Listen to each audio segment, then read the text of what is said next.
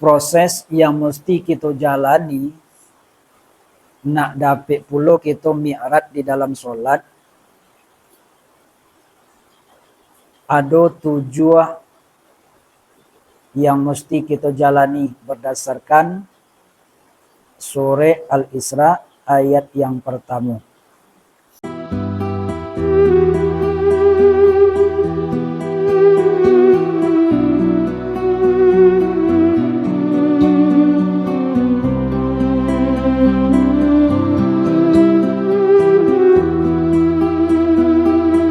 Dan keenam, linuriyahu.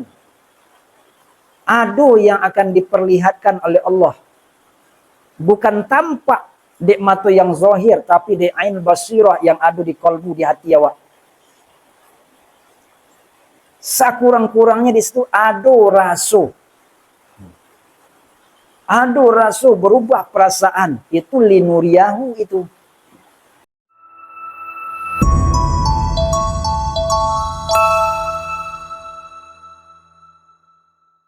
Warahmatullahi wabarakatuh.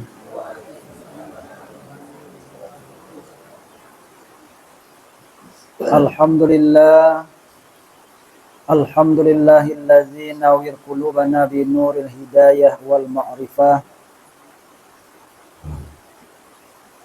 Asyhadu an la ilaha illallah wahdahu la syarikalah. Wa asyhadu anna Muhammadan abduhu wa rasuluh.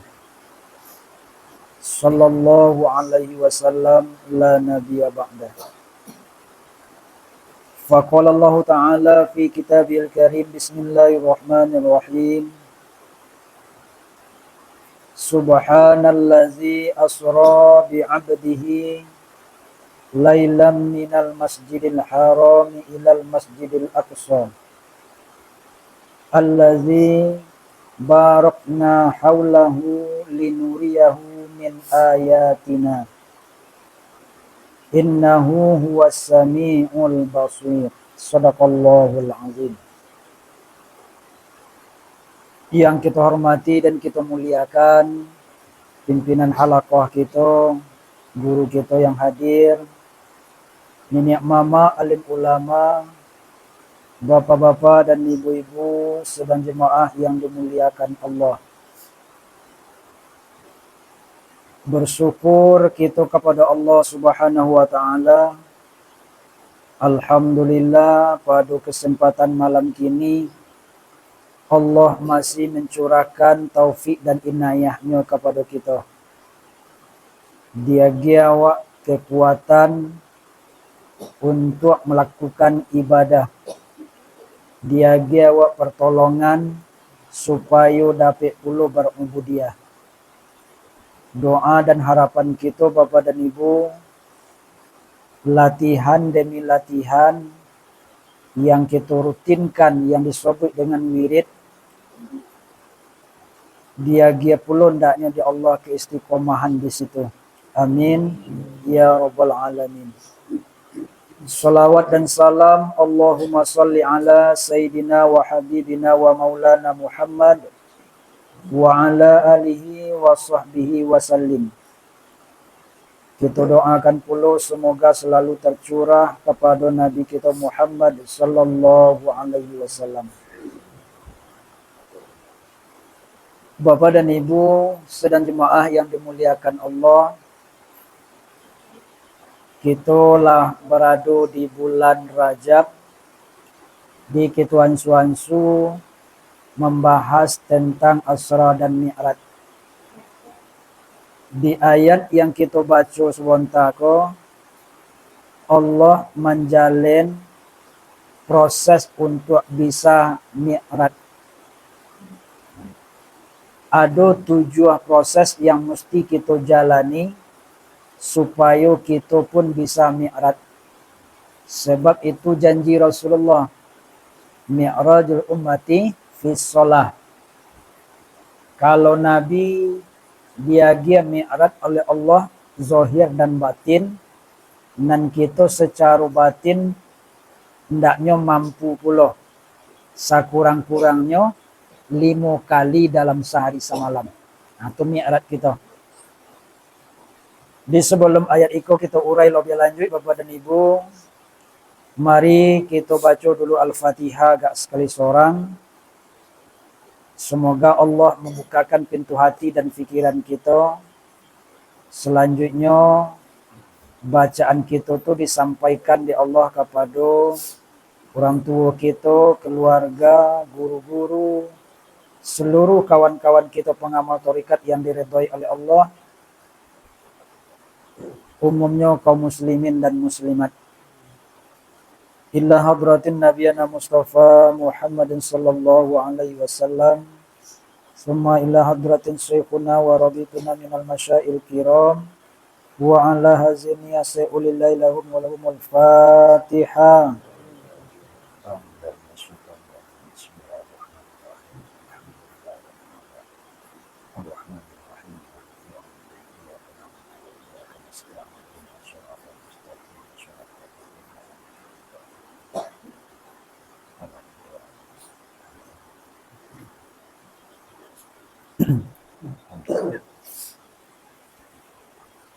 Bapak dan Ibu sedang jemaah yang dimuliakan Allah,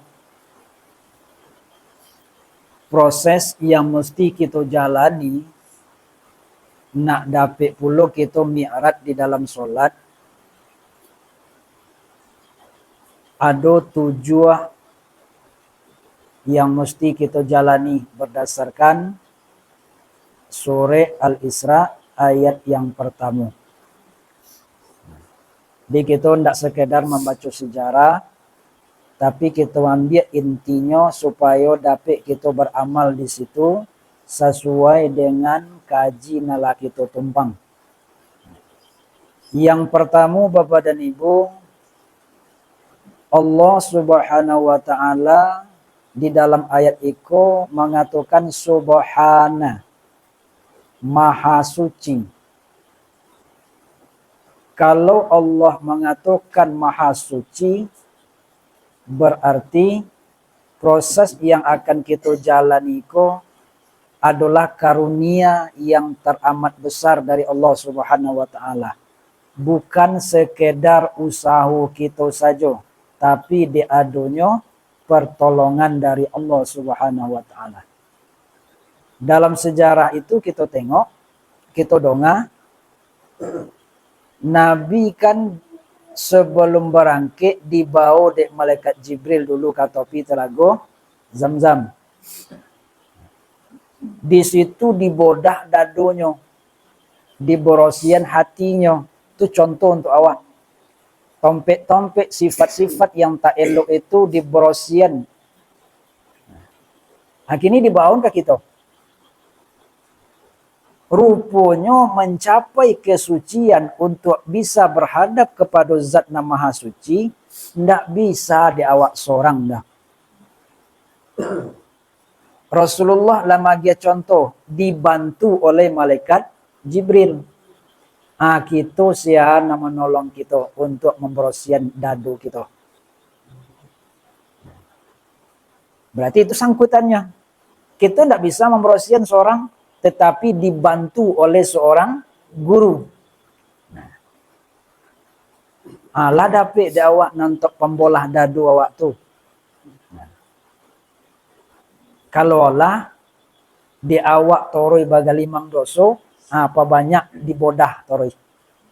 Namanya tu naikan dari pusik. Lah kan dibolah ada dua tu. Itu kaji itu. Siapa menolong awak menunjukkan jalan kian kalau ndak guru. Maka setelah dilalui dek kalimah itu Bapak dan Ibu, diborosian lalai dado nalah tabuka tadi. Masukan illallah itu ke dalam. Disitulah korak-koraknya tuh mulai tangkit. Sudah menggori cakolah kita borosian. Ndak ada yang bisa menjamin do Bapak dan Ibu malaki pagi besok dadua masih borosiah. Malaki sonjo besok dadua masih borosiah. Kadang-kadang dek mato aku mu aja nya. Kadang-kadang dek telingo nyukumu aja. Dek muncung awak nyukumu aja. Dek perbuatan awak nyukumu aja. Karena selalu berada dalam kondisi contoh itu, maka membodah dado kita tidak cukup sekali. Alat lah diagih. Ilmunya lah diagih. Tinggal awak lay mampa banyak gunakan alat itu. Nah, itu dalam rangka mencapai kesucian hati awak. Nah, itu jalannya. Jo itu wak bodah. Jo di bodah dado awak. Jo ilmu. Ilmu nama nanlah ditunjukan dek guru. Berarti ilmu itu adalah alat. Semakin mahir kita dalam menggunakan alat, semakin mudah kita dalam mengakuk kojo. Di jalan-jalan. Toroi tempuh jalan itu supaya hati kita menjadi bersih. Nah, itu proses yang pertama yang kita jalani. Subhana. Yang kedua, Allah katakan siku Bapak dan Ibu asra bi abdihi. Memperjalankan hambonyo. Indak disobui de Allah do Rasul. Indak dibaca Nabi. Tapi yang disebut adalah hamba. Artinya, tinggal dulu pangkat kerasulan, pangkat kenabian. Jadi seorang hamba dulu secara total. Baru diberangkaian. Jadi di bawah kaki itu Bapak dan Ibu, kalau naniko olun samprono borosi ya, masih ada jule kita marasu berilmu. Atau pangkat itu. Masih ada jule kita punya segala keakuan diri itu. Awak nyawa nan kue, awak nyawa nan berkehendak, awak je nan ngece, awak je nan mencoli, awak sado baru. Ketika itu, awak alun bisa diperjalankan. Maka orang yang ingin naik, mesti berada dulu pada posisi paling bawah. Nak naik awak, sadarilah dulu kita berada di bawah sebagai hamba. Sakiti saja Bapak dan Ibu kita merasa mengetahui, tidak jadi mi'raj.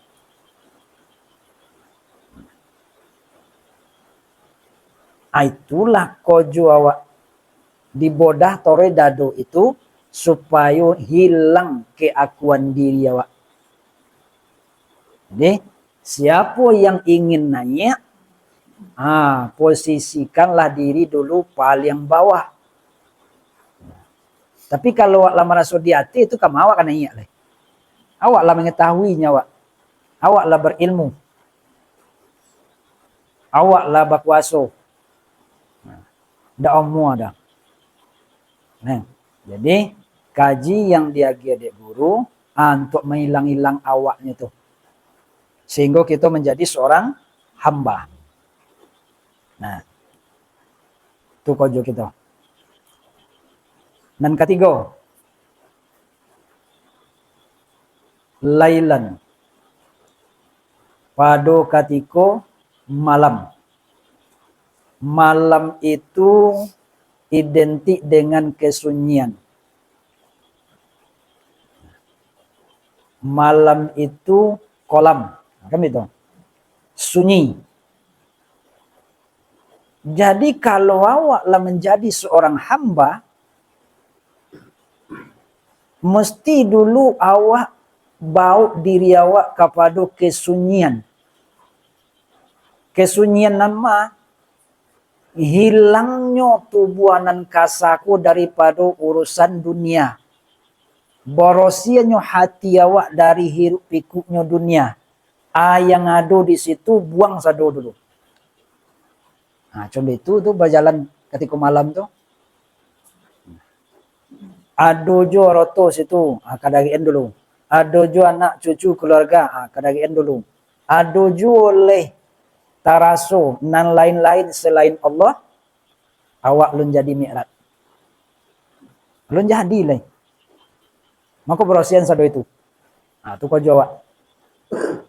Makul lailan iku keci Allah isyarat kepada sir, terbukanya hijab, berada dalam kondisi yang sunyi, onyang di balik nan onyang, kan itu.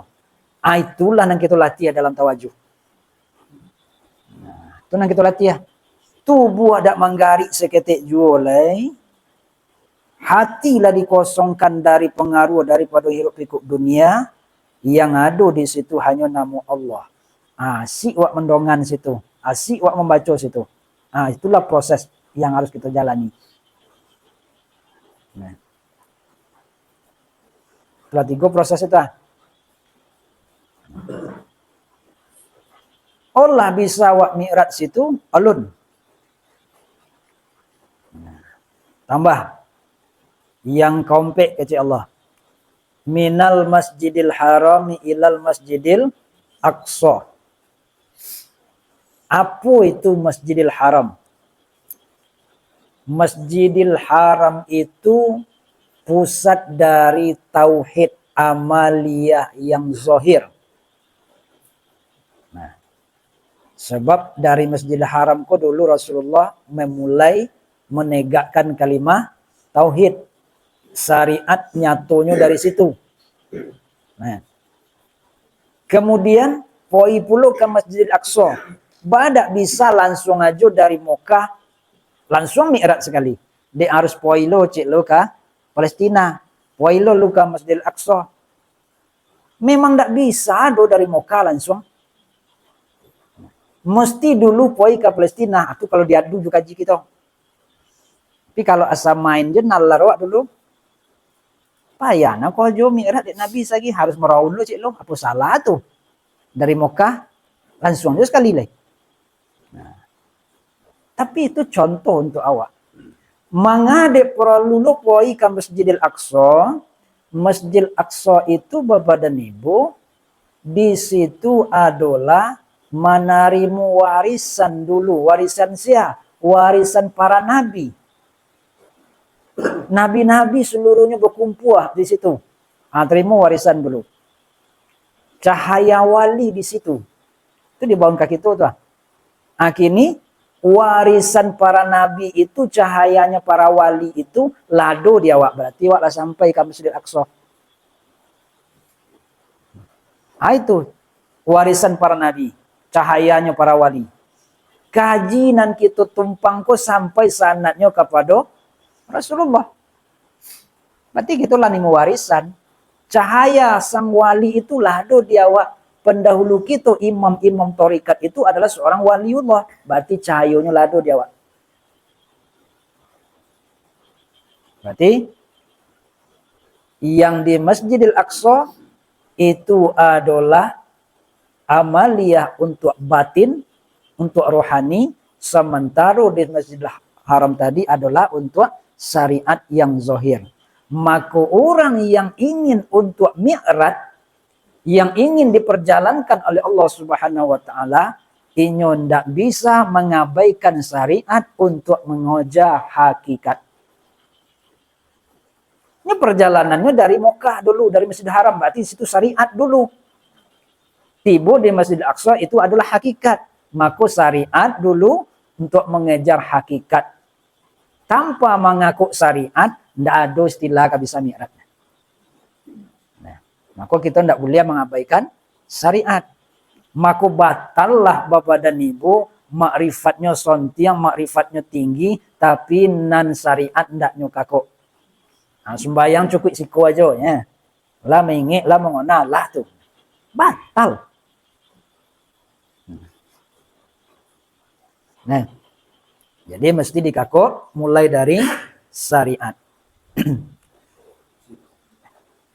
Jadi Bapak dan Ibu sedang jemaah yang dimuliakan Allah, minal masjidil haram ilal masjidil aqsa, maka di situ lado gambaran bahwa perjalanan kita menuju zat yang maha suci itu adalah perjalanan bagi tubuhanan kasa iko menuju ruhani. Dari zahir menuju rohani kita. Maka disitulah perlunya syariat sampai kepada hakikat. Penghubung antara syariat jo hakikat itu itulah yang kita namakan dengan torikat. Di torikat menghubungkan antara syariat dan hakikat. Tanpa melalui torikat, syariat saja nang kabasuo. Ndakkan basuo awak jo hakikat dah. Sebab jalan untuk basuo hakikat itu adalah torikat. Itulah yang perlu kita syukuri wana Bapak dan Ibu. Lai diagi awak di Allah petunjuk. Lai diagi awak di Allah hidayah. Sehingga awak bisa masuk ke dalam torikat. Rupa awak lah menjadi pewaris Nabi. Rupa di awak lah mengalir cahayanya para wali. Tinggal melatih diri aja lah. Supaya kita bisa diperjalankan untuk mi'raj. Apa tu? Sampai yang kelima. Barokna haulahu. Di sekeliling Masjidil Aqsa itu penuh dengan berkah. Barokah dari mana mengalir? Barokah dari para waliullah. Berkah daripada ilmunya para nabi-nabi. Jadi andai kata kita menuju dari syariat, menuju hakikat, dari Masjidil Haram ke Masjidil Aqsa, itu nan kita kakuk toroi. Maka keberkahan itu akan nyatu, akan zohirnya di tubuh awak. Akan zohirnya lewat usaha-usaha nan kita jalani. Ya syariat tak kakuk, hakikat pun basuh. Maka apapun yang kita kerojon Bapak dan Ibu, berkahnya akan diagi oleh Allah. Sebab berkah itu dikelilingi di situ. Barangke awak dari warisan para nabi cako, dari cahayanya para wali cako, aju nang kadikako, barokah. Artinya apa? Barangke awak dari zikir yang lah kita tarimo. Di situ berkah tuh. Warisan para nabi itu adalah ilmu zikir. Cahaya para wali itu adalah ilmu zikir. Maka aju nang kadikako, mulailah dengan zikir. Barokah sedot. Barokah. Kalaulah keseluruhannya itu menjadi berkah. Bokojo awak kapora, awak kasawa, awak batawana, awak apu saja kerojo. Tapi nan zikir iko ko ndak lope dah. Totopnya. Basi porak cako, basi teronak cako, sawah cako, kerojo apapun ladapi Asia. Itu hasil yang berkah. Kalau nyu hasil yang berkah, semakin diagi di Allah, awak semakin taat, semakin tercurah karunia Allah, awak semakin mendokek kepada Allah. Tak diambil awak dah. Itu tandanya berkah. Berarti ketika awak melakukan amalan syariat, kasodo tu yang lah ada keberkahan, kita mulai dari situ. Dapat inyo pemboli kain sarung. Kain sarung cako diboli jo piti nam berkah. Dapat pemboli baju diboli jo piti yang berkah. Sebab usaha itu dulu dengan mengingat Allah. Maka kalau ndak ada yang meragukan dari pakaian yang menutup badan kita ko Bapak dan Ibu, lah yang berkah aja sodole, maka itu akan mempercopek kita untuk diperjalankan oleh Allah Subhanahu wa taala. Itulah salah satu sebab dulu Bapak dan Ibu pernah kita donga dari ulama-ulama kita seiswa. Ndak boleh dinyodoh kalau kapai sulu tabau kain sarung yang hasil kredit. Ndak boleh ada dah. Kalau dulu kita kan bolehkan sarung kan kredit Batak masuk kampungnya. Kan itu dulu. Ini guru-guru kita siswa tak boleh macam itu. Sebab arogonya tu lah balik gando kan. Kalau dulu terkenal tuh kredit masuk kampung macam itu. Kalau kini lihat dojo kredit tapi lah piti aja lah. Barang tak do lah kan. Do koperasi berjalan lah bagian nama. Kan tuan dari mana entah. Nah, jadi dek kita, iko pula lah yang jadi pedoman dek kita. Kenapa lambe taraso kekhusukan dalam beribadah? Bisa kita jadikan iko pedoman. Preso dulu. Ko baju nanta kona iko pitia dulu na balian. Kan sarung na pakai iko pitia dulu na balian. Le dari hasil yang berkah itu ndak. Ko olun le ketika itu aja ni compak lo kayak ditutup pakai je lalu. Malaki ado yang berkah. Malaki ado yang berkah. Pakai je lah nalamu itu dulu. Bansuan-su gitu. Di bertahap-tahap akhirnya nanti dapatlah memakai nam berkah pula wak leh.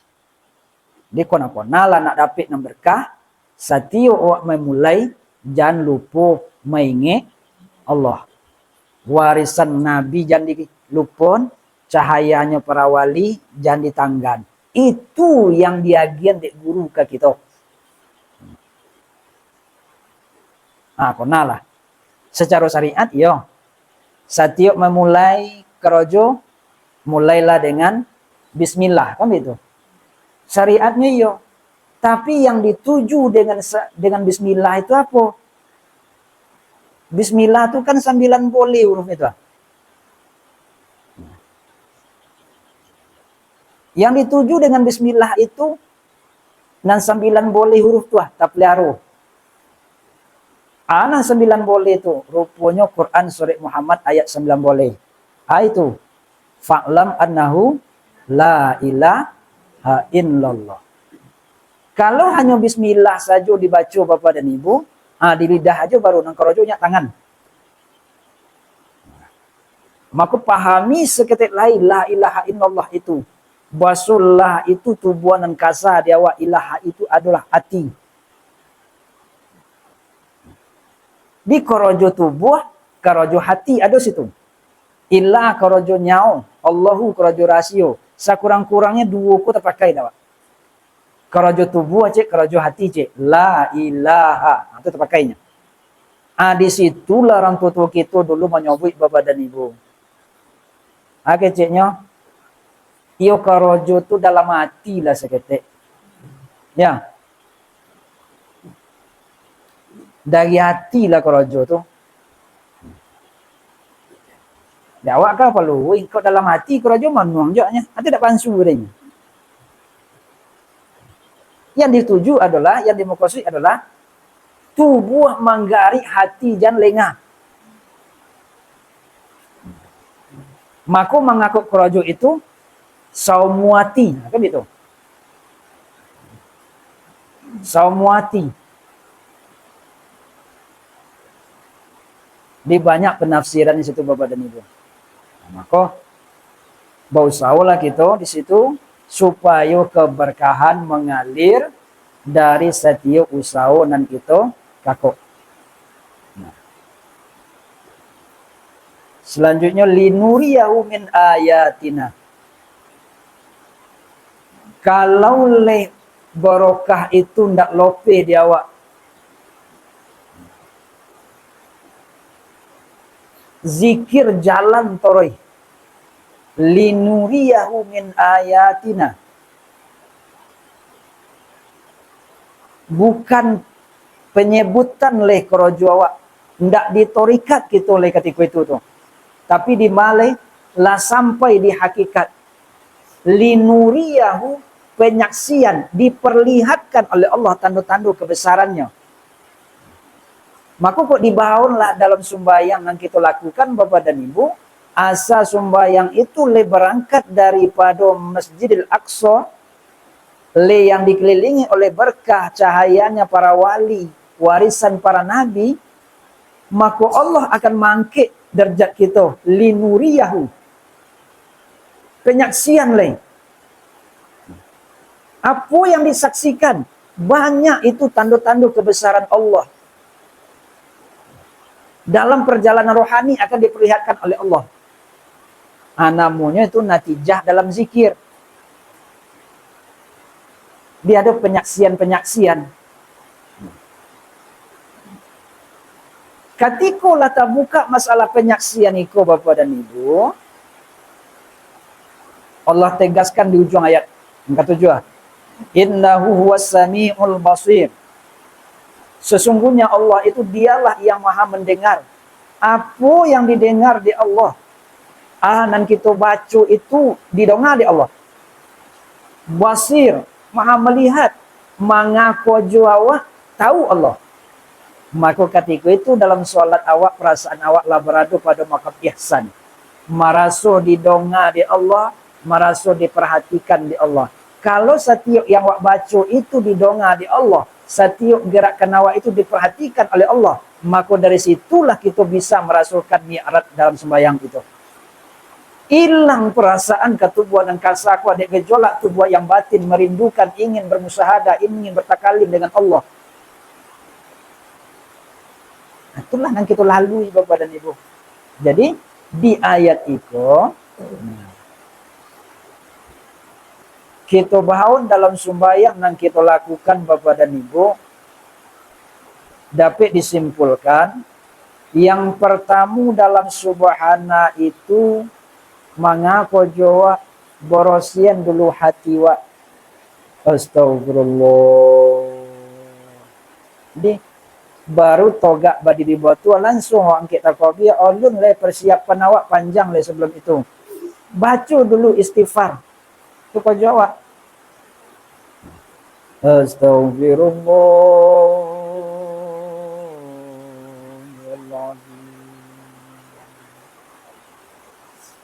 Dengan adunya kalimat istighfar itu Bapak dan Ibu kok kabaga kali wak buik sebelum takobia diangkat. Pastikan dulu ketika itu awak lah menjadi seorang hamba. Nanda ada punya apa-apa lagi.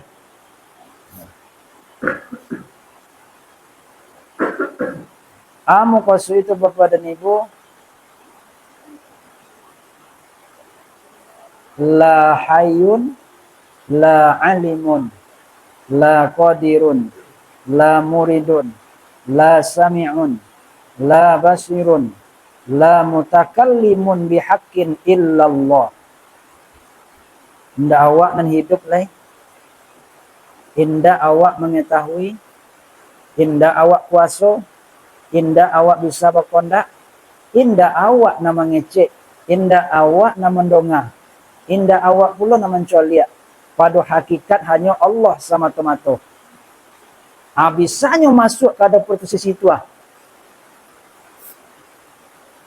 Atunya cahaya sir cakonya terbuka lah tu. Lailan cakonya timbul lah tu.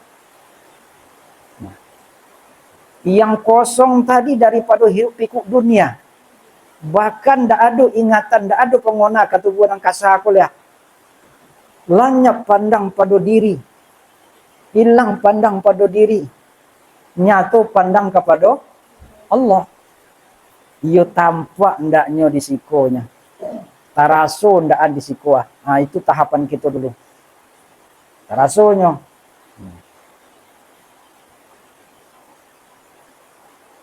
Sudah itulah tarasonya. Hal itu. Konalah balik pelajaran yang dia dek guru. Pelajaran dia dek guru. Dari Masjidil Haram ke Masjidil Aqsa. Rupanya awak ada menerima warisan sang wali. Menerima warisan para nabi. Kaji nan diagiah. Untuk itu guna dibawa dalam sembahyang. Dibawa dalam sembahyang guna kaji itu. Tarasulah keberkahannya di situ. Ditutup pengonawak ke alam syahadah ikhwah. Ditutup pengonawak ke alam dunia ikhwah. Maka kembalilah awak kepada alam sohir kita. Tabukalah alam kabirnya leh. Hilang leh pengona kepada diri. Hilang leh pengona kepada tubuh dan kasah. Nyatu leh pandang hanya kepada Allah. Dibukaan pula di Allah cik lai sampainya awak kepada hakikat. Linuriyahu min ayatina. Linuriyahu min ayatina. Rupa ada yang diperlihatkan di Allah. Tapi sebelum itu muncul, iko yang diajar di guru dulu. Kalimahnya kalimah Allah, dawetnya Nur Muhammad. Ko ulun tampak seolah-olah tampak, ko ulun kedengaran seolah-olah kedengaran, ko ulun yang membaca seolah-olah membaca. Allah, Allah, Allah, Allah. Adik itu istighfar dah. Aman aku akiun leh. Innahu huwas samiul basir. Ana wak baca, Allah mendengar. Ana wak lakukan, Allah tahu. Banyak wak keberselengah sembayang leh. Banyak wak kebergelugut leh. Perasaan itu tu yang diagi di Allah. Tapi kalau perasaan awak, perasaan dinanti di kawannya, ayo, canda patung mandi sembayang tadi. Tapi kalau perasaan itu perasaan bersama jo Allah, didonga, diperhatikan di Allah, disitulah mulai terasa kekhusukan. Andai kata you bona-bona dibunuh awak di Allah, you bona-bona ada awak yang membaca leh, tapi kalam yang dikalamkan di Allah.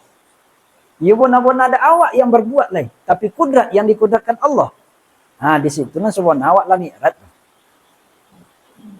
Nah, sebab Bapak dan Ibu,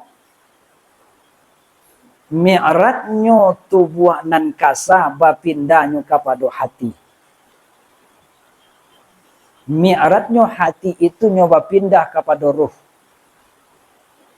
Dia ada tampik-tampik mi'raj kita. Allah bisa hudur hati kita dalam sembahyang kepada Allah. Lah mi'raj awak Allah. Tingkit tahu. Supaya ada pula mi'rajnya bagi hati. Mi'rajnya kalbu itu kepada roh. Pertahankan itu tahu. Maka basulah kita nanti anta'budallaha ka'annaka tarahu.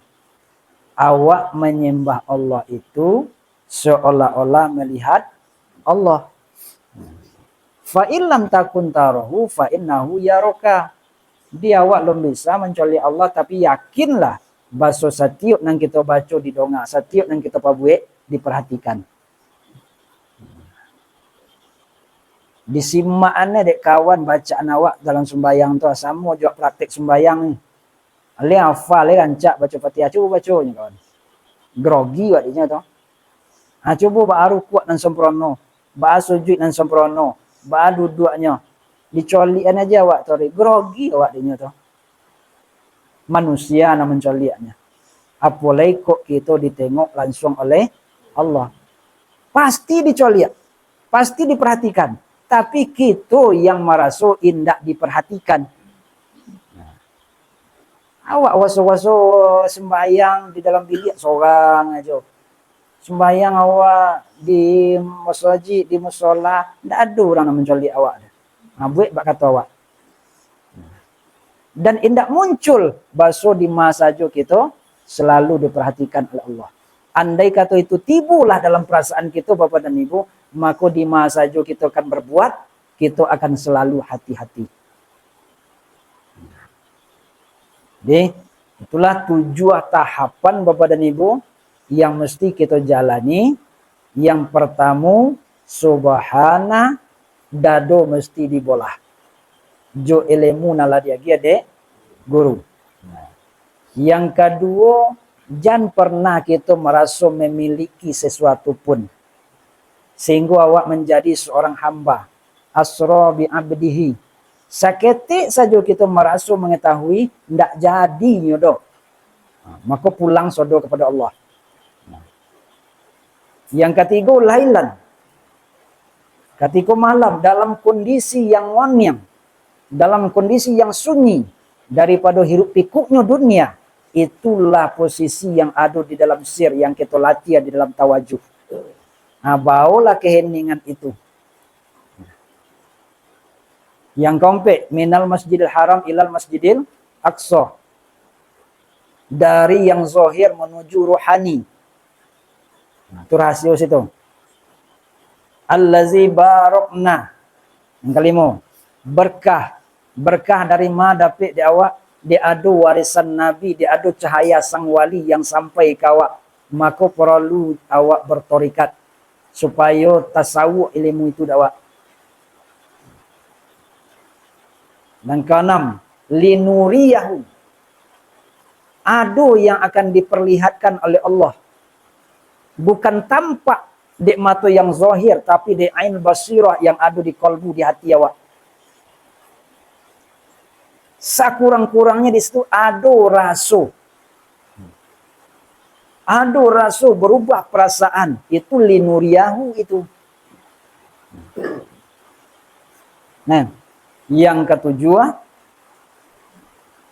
nyoba bisiak di dalam tu Bapak dan Ibu, Allah tahu tu. Sami'ul basir.